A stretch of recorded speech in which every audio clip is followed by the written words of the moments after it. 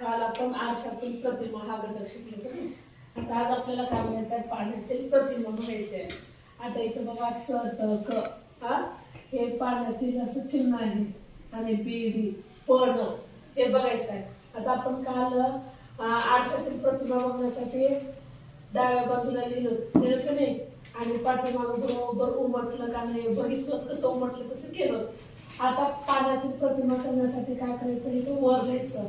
काय करायचं, वर लिहायचं लिहायचं आणि हे असं दुमटायचं आणि अशा पद्धतीनं आणखी ते गिरवायचं, कसं आलं तसं.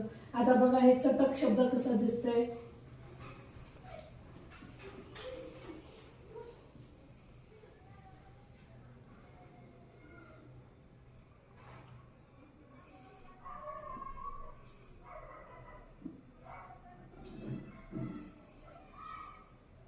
हे चटक शब्द असा दिसतो. आता हे बी डी, आता हे पाण्यात कसं दिसतंय बघा.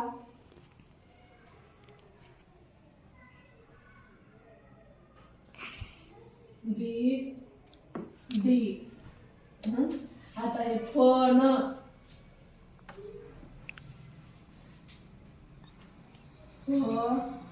आणि असं हे न उलट, हे अशा पद्धतीने दिसते.